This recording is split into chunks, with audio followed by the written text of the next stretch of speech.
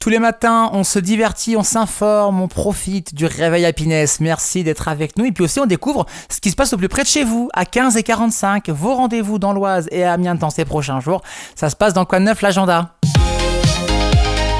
Quoi de neuf, l'agenda. Tous les matins à 8h45, c'est Amélie qui vient pour vous parler de son rendez-vous culturel à ne pas louper. Quoi de neuf, l'agenda culturel.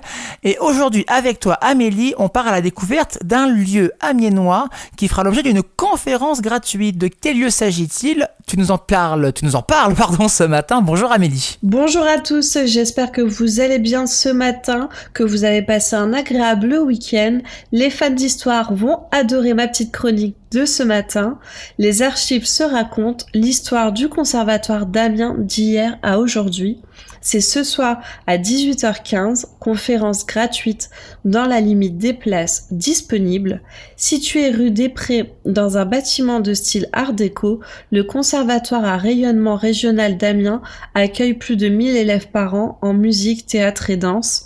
Cet établissement, dont les prémices remontent à la fin du 19e siècle, a beaucoup évolué depuis ses débuts.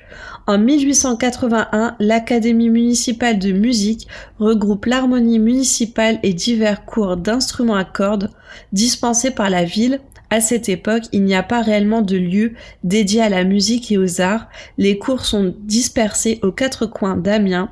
C'est à partir de 1910 que l'ancienne halle au blé, située rue des Trois Cailloux, est aménagée pour accueillir l'école de musique, l'école des beaux-arts et une salle des fêtes. La destruction de cet espace par les bombardements de 1918 entraîne l'édification, rue des Prés, de l'Académie des Beaux-Arts par l'architecte amiénois Louis Dutoit entre 1928 et 1931. Si la sobre façade de briques jaunes reste inchangée, l'intérieur du bâtiment a connu d'importantes restructurations des années 1970 aux années 2000, permettant ainsi l'amélioration des conditions d'enseignement. À partir de 1990, le déploiement du conservatoire de musique, organisé dans l'ensemble de 5000 m², est rendu possible en raison du départ de l'école des beaux-arts, aujourd'hui ESAD, vers le quartier Saint-Maurice. 63 salles de cours entièrement dédiées à la musique, au théâtre et à la danse accueillent les élèves de l'éveil jusqu'au cycle préparatoire à l'enseignement supérieur.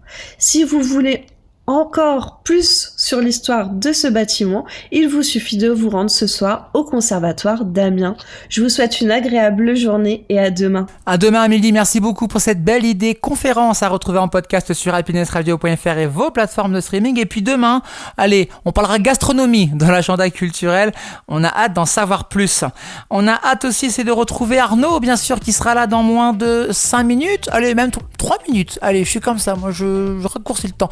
Pour sa vibration, le coup de cœur des animateurs de votre radio. Et Arnaud, il aime le métal, il aime le rock.